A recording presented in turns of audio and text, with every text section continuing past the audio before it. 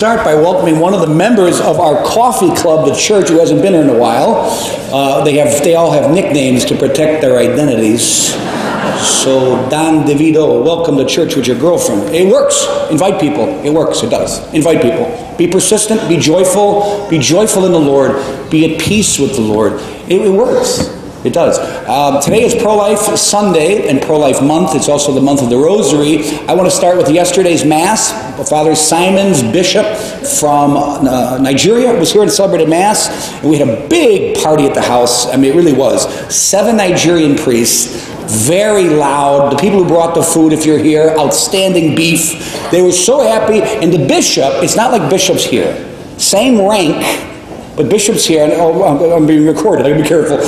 In Nigeria, there's a lot more stuff to do. They're in charge of water treatment. They're in charge of sewage disposal. They're in charge of the bank, small business development, environment. Keep going. There's no priest pension fund. There's no priest salaries. This guy's amazing. And he's talking about Ebola in West Africa, which someone came into Nigeria. They were able to quarantine it. He was talking about Boko Haram. Fascinating man. I met him when he took his office as a bishop many years ago. And to see him 2 years later, I'm like, you know those parents who listen to your children. I see this in the bishop. I'm like, wow, this man has grown to like a full stature. And he was awesome. We had tons of conversations. So that's on my mind. And I woke up this morning and said some prayers. And I heard I'm in the chapels where the newspaper gets delivered. So being the good associate pastor that I am, I want to get Monsignor his paper. So I walk outside and the sky is lighting up. I said a decade of the rosary and I thought, I'm not in Nigeria. God bless those people and we got to pray for them. I'm in Crystal Lake. I got it made. What an assignment. What a blessing to be with you. I've got everything I've ever wanted. And I thought, what else do I want? Oh, Mass. I want Mass. Yeah, that's what I want. I had the last Mass. I already had Mass. I'm very grateful to say another Mass for you and for my own sins as well. And then I thought, what else do I want? Oh yeah, the Bears to win. And then I can die, hopefully a happy, peaceful death. We'll see. Anyway, listen, the stories you're hearing today, and I'm truly grateful for Crystal Lake. I really am. I hope you are too. We are very blessed. Spin a globe and put your finger down. You are very blessed to be not just to be in this town, to be in the seat that you are in this town. We are blessed. And I hope you find your peace. I got to do this fast because Monsignor gave me, believe it or not, every once in a while he tells me to do something. Very strongly. There's 2 Masses coming after me. The family Mass is starting. That's why Father Simon's not saying this Mass. So I'm going to try to move a little faster. The history of Jesus, here's the history of God and people. What is the history, the whole history? Father, you just gave yourself a time constraint. You're going to tell us the whole history? Well, let's go for it. The whole history. God gives all his blessings. He makes a people. The first of Adam and Eve in the garden. And you heard 2 vineyard stories. God gives us the blessing. He gives us life. He gives us prosperity. Imagine, if you will, what a vineyard must have been worth. That was written 2,600 years ago. If you had a vineyard 2,600 years ago that produced fine wine, and you had a little grain, maybe a little corn, I don't know what else they had, wheat, you were doing pretty well. That was treasure. The history of the world is this. God gives, he blesses, he invites, we respond, and then we get amnesia. Then we fall away. It's the history of religion. We were blessed, he invites, we come, and then we forget. That's what happened in the first reading. He's setting up a vineyard. The vineyard is the house of Israel. He says it is. He came back to look for the produce. Does anyone know? Remember what he said he found? What did he find? He came back for the produce because God wants stuff. Hey, this ain't free. What's the line? It might be free. It's not cheap. This costs something. Discipleship costs something. You can't just imagine God gave you all these blessings for nothing. So he comes back to get what's his. What does he find? Does anybody remember? Blood. He found blood. He came for justice. He found blood. Now in the gospel, obviously, we know the story. Another vineyard. Another vineyard. The guy set up the vineyard and he went on a journey. Reason number 7,465 times 12, I love Jesus. The vineyard owner goes on a journey. Jesus is always journeying towards us. Always, always, always, always, always. Those who ever come back, whenever someone comes back, They say the same thing. When they finally come to, they come, then they come to, and they say, he never left me. I left him. But we don't judge. We say, come on back with open arms. So he goes on a journey, and he comes back around. Hey, where's my stuff? Oh, sorry, he sends a messenger. He sends a prophet. Where's my stuff? Well, then they beat the guy up. He sends another guy, another prophet, another messenger, another tugging at the heart, another example of a good life. But they turn their backs on it. They say, no, we reject this. We're going to keep these blessings for ourselves. We don't have to share them. We're going to keep them for ourselves. So finally the vineyard owner says, I'll send my son. They'll figure it out. He'll do miraculous things. He'll raise dead people up. He'll forgive sins. He'll cure blind people. They'll see marvelous deeds. For sure they will accept him then. And we'll become a family again. No. They kill him. They kill the Lord. So this is a constant story in our history. And I'll give you one more, too. I'll give you one more. The church today, 2014, with people leaving in droves. Don DeVito's here. Congratulations. And you're going to say, well, where's he at next Sunday? Well, we'll see. We'll reward him and thank him for the goodness of him showing up today. You've been missing at our coffee club, but you're here every Sunday. Anyway, the point is, this church of ours today, in my opinion, as people, one senior said this morning at breakfast while he was reading the paper. I got him.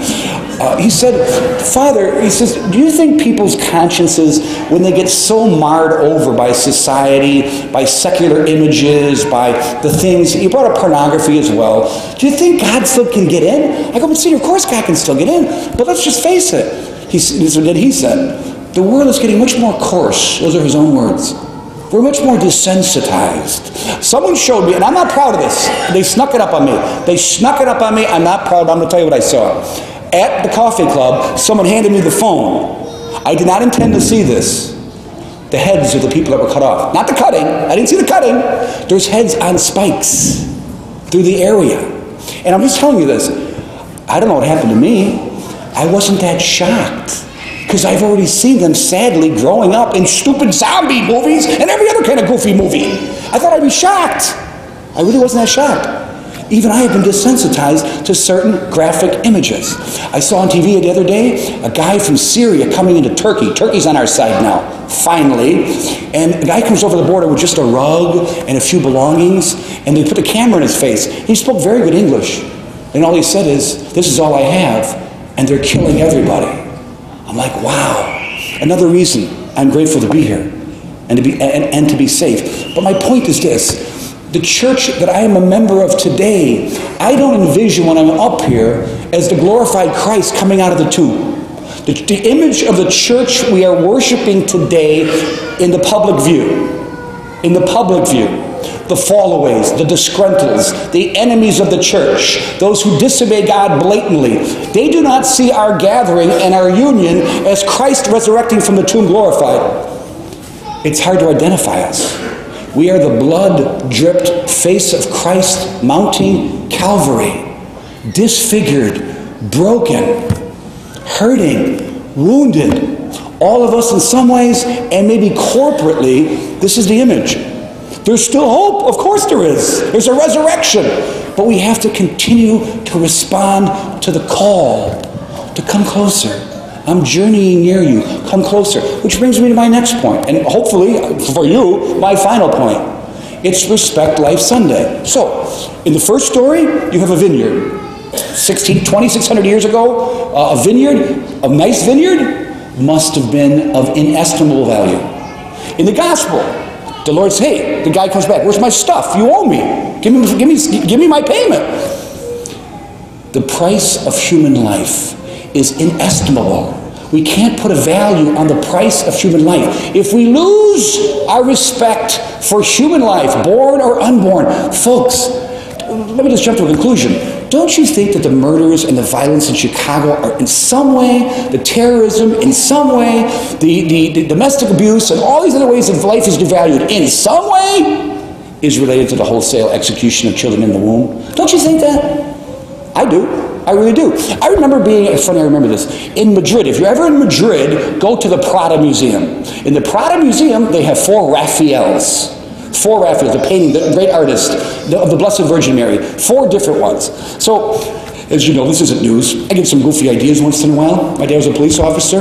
I thought to myself, it was a fleeting thought, what would it be like to have one of those in my house? What if I took one of those Raphaels and put it in my house? This is 25 years ago. Of course it was. A long time ago. But I'd like to have one of those. They're very beautiful. So I said to the guy, I says, what's one of these things worth? And the security guard, he goes, I don't think he really knew. He says, well, they all come together. Whenever they travel together. The 4 travel together. I said, what's it worth? And I kept pushing him. He says, he used a word the first time I heard it. I wasn't a priest. He said, sir, they are of inestimable value.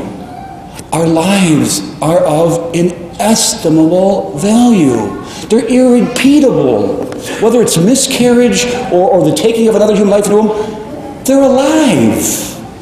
Those souls are alive.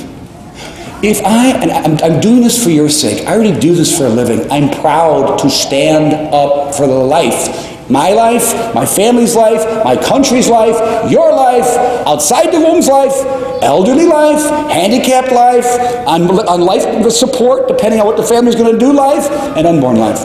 If you're still on the fence, and someone has to be here, all the media attention, it's a woman's right to choose, someone's got to be on the fence. Let me ask you this. If we were able to do this, I have a big word. I call a fertilized egg a baby, and then flesh soul enters at the moment of conception. You may have another word. It's a big word. You ready? A blastocyst. Any microbiologists out there? Someone smile. Thank you. That's the word they give nascent or the beginnings of life. A blastocyst. If you were able to do this. Thank you. Another microbiologist. If you were able to do this, take a blastocyst. I call it a baby. It's a baby. And you put it on Mars, and one of our satellites came down and took a picture, or was able to scientifically test it. Front page of the New York Times. Human life found on Mars. You'd be indisputable. My friends, we have to stand up for this. Of all the commandments, of all the disobedience, I guess here's my question. Let me start with this.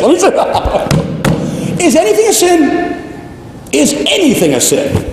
Is there no shame? When I was a priest, chaplain for the McHenry County Jail, do you know what the guys awaiting their arraignments, waiting to go to either jail or get free, depending, do you know what they do all day? Seriously, in the mornings? Anyone know? They watch those goofy, stupid shows with Jerry Springer. I'm serious.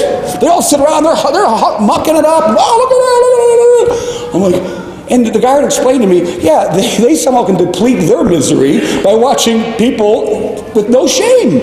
Is there any shame? Is there any sin? Anything a sin? Is the taking of an unborn child's life from the woman, and is it possible? Is it wrong? Choice? Is it maybe? I don't know. You haven't made up your mind yet? Have you made up your mind yet? I've made up my mind. I believe life is sacred and belongs and deserves to be protected and stood up for. Henry Hyde said this, one of our great representatives from our state, and I don't know who he got it from. He was huge pro-life congressman, and he said this. Someone else gave it to him, and I hope this applies to me. Because for 2 years, from 2002 to 2004, I went, when I was a priest in Rockford, to the abortion mill on 11th and Broadway, and I prayed the Rosary and Divine Mercy Chaplet, and that place is now closed. And I believe this, I really do. Of all my faults, which are so manifest, and some are so blatant, okay? Let's not bring up the narcissism part, okay? I already got that. It's the other faults. If I die later today, and I meet the Lord, and I got to stand in judgment, here's one thing I won't get in trouble for. Standing up for life. The beginning of God's most dear... That's how it all starts, folks. You can't stand up for the immigration. You can't go against nukes. You can't be an environmentalist unless you stand up for the first, most basic of all rights. And let me... I'm trying to conclude. Henry Hyde, he said this. When people who are pro-life, strongly pro-life, and one more beef, the flag. My dad was in World War II. I know what my dad didn't fight for. I know what he fought for, and I also know what he didn't fight for. He didn't fight for a right, a basic human right, to choose to terminate my pregnancy. And let me finish by saying, if this happened, there's forgiveness, there's healing, there's life after doing this. Of course there is. Of course, why not? But you got to fess up. You got to take the responsibility and move into a new life, into forgiveness. Forgiveness feels so good. None of us here is good would stand on the scales of justice and put a crown on our heads or a star on our backs. We're all guilty of something. Men and women alike. So it's just a matter of accepting.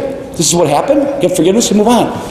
For those of you who defend life, as Henry Hyde once said, who did it his whole life, when you die, you will hear a chorus of voices singing melodious hymns in honor of our Lord and our Blessed Virgin. They won't be angels. They'll come later. They'll be the voices of those souls you were defending. They will be the songs of those who on earth had no voice. And I'll be proud to hear that song.